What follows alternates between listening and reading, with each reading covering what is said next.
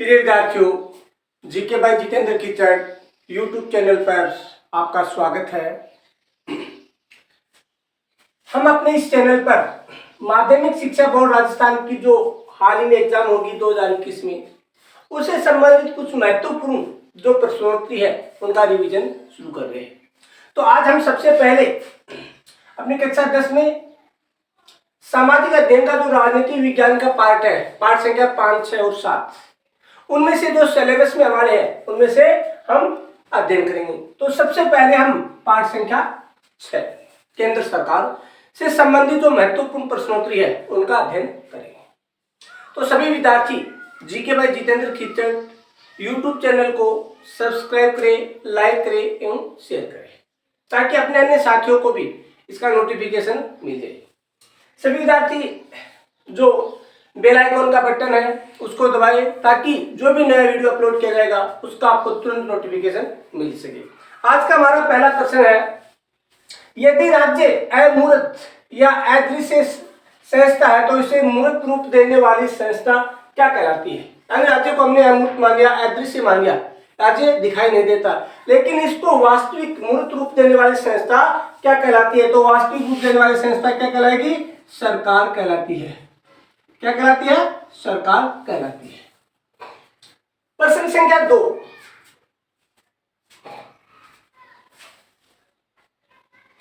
सरकार के कितने अंग हैं?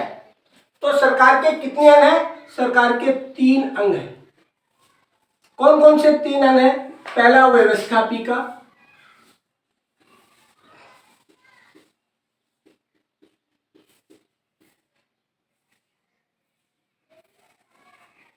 दूसरा कार्यपालिका और तीसरा न्यायपालिका। कार्यपालिका और तीसरा है न्यायपालिका। ये सरकार के 3 प्रमुख अंग हैं। पहला कौन सा? व्यवस्थापिका, दूसरा कार्यपालिका और तीसरा कौन सा है? न्यायपालिका। प्रश्न संख्या 3, भारतीय संविधान में संघीय व्यवस्था को क्या नाम दिया गया? भारतीय जो संविधान है, हमारा जो संविधान है, उसमें जो हमारी एक संघ हमारा जो संघीय व्यवस्था है उसको क्या नाम दिया गया है? संसद। उसको क्या नाम दिया गया है? संसद। प्रश्न संख्या 4, भारतीय संघ की एक संसद होगी, यानी हमारे संविधान में यह बताया गया कि भारत जो राज्य है, भारत जो संघ है, उसकी एक संसद होगी। ऐसी व्यवस्था संविधान के किस अनुच्छेद में की गई है? यानी ये व्यवस्था हमारे संविधान के किस अनुच्छेद में की गई है? अनुच्छेद 79। अनुच्छेद 79 में यह व्यवस्था की गई है।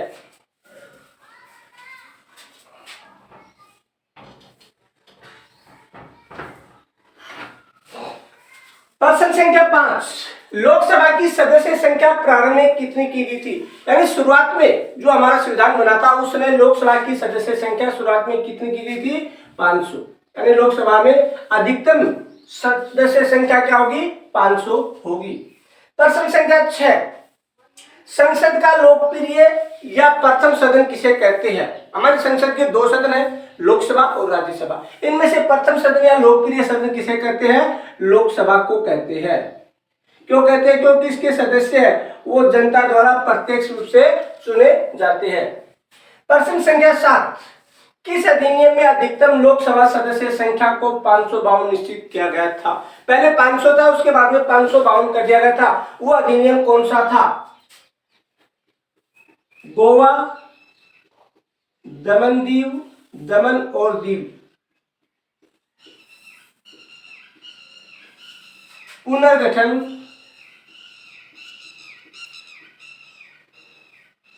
अधिनियम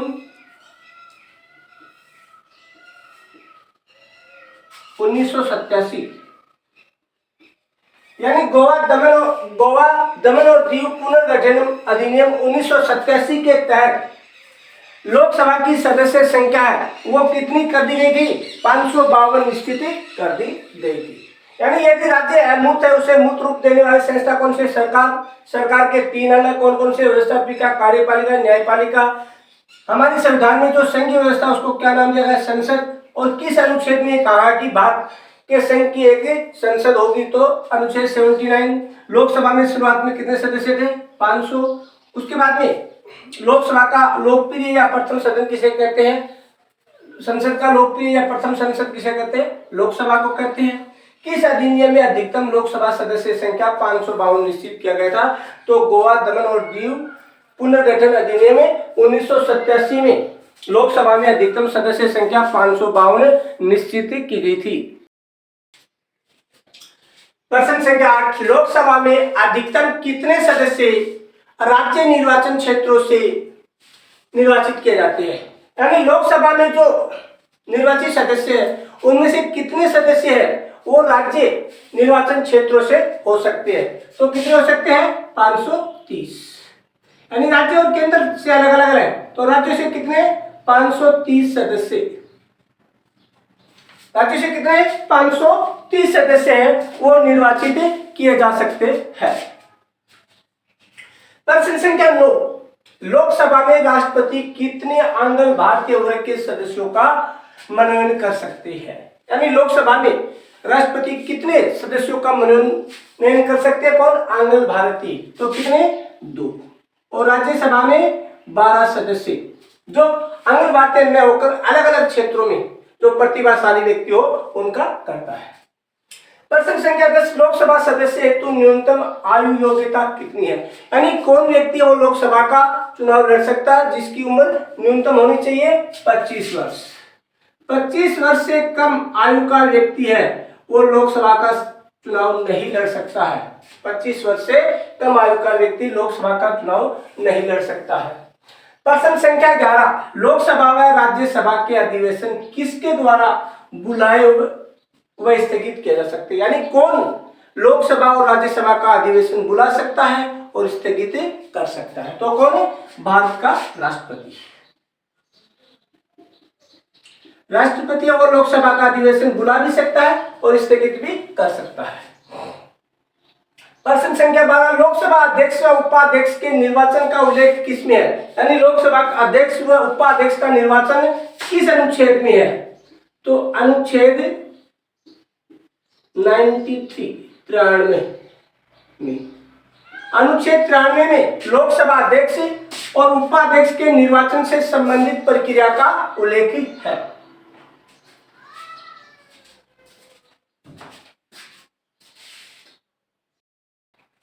प्रश्न संख्या 13, कोई विधेयक धन विधेयक है या नहीं इसका निर्णय किया जाता है किसके द्वारा किया जाता है? लोकसभा अध्यक्ष के द्वारा। लोकसभा अध्यक्ष के द्वारा ये निर्णय किया जाता है कि ये कोई विधेयक धन विधेयक है या नहीं। प्रश्न संख्या 14, प्रधानमंत्री के परामर्श से अब तक कितनी बार राष्ट्रपति द्वारा लोकसभा को उसके कार्यकाल से पहले भंग किया जा चुका है? 9 बार। यानी प्रधानमंत्री के परामर्श से भारत के राष्ट्रपति ने अब तक लोकसभा को उसके कार्यकाल से 9 बार पहले भंग कर दिया था। प्रश्न संख्या 15, संसद का उच्च सदन कौन सा होता है? संसद का उच्च सदन होता है राज्यसभा। कौन सा होता है? राज्यसभा संसद का उच्च सदन होता है। लोकसभा में अधिकतम कितने सदस्य राज्य निर्वाचन क्षेत्र से आते हैं? 530। और राष्ट्रपति कितने भारतीय आंग्ल भारतीय सदस्यों को मनोनीत करता है? लोकसभा में 2। और लोकसभा सदस्य की न्यूनतम आयु 25 वर्ष। और लोकसभा और राज्यसभा का अधिवेशन कौन बुला सकता है, कौन स्थगित कर सकता है? राष्ट्रपति। लोकसभा अध्यक्ष और उपाध्यक्ष के निर्वाचन का उल्लेख किसमें? अनुच्छेद 93 में है। कोई विधेयक धन विधेयक इसका निर्णय कौन करता है? लोकसभा अध्यक्ष करता है। और प्रधानमंत्री के परामर्श से राष्ट्रपति लोकसभा को कितनी बार उसके कार्यकाल से पहले भंग कर चुका है? 9 बार। और संसद का उच्च सदन कौन सा है? संसद का उच्च सदन होता है राज्यसभा। प्रश्न संख्या 16, राज्यसभा सदस्य हेतु न्यूनतम आयु कितनी है? यानी राज्यसभा के सदस्य के लिए न्यूनतम आयु कितनी है? 30 वर्ष। यानी राज्यसभा सदस्य निर्वाचन के लिए न्यूनतम आयु कितनी है? 30 वर्ष। राष्ट्रपति और उपराष्ट्रपति हेतु न्यूनतम आयु, राष्ट्रपति और उपराष्ट्रपति के लिए न्यूनतम आयु है 35 वर्ष। संविधान के अनुसार राज्यसभा में अधिकतम सदस्य संख्या हो सकती है, यानी भारतीय संविधान के अनुसार राज्यसभा में अधिकतम सदस्य संख्या हो सकती है 250 हो सकती है। प्रश्न संख्या 19, वर्तमान में राज्यसभा सदस्य संख्या है, तो वर्तमान में राज्यसभा सदस्य संख्या 245 है।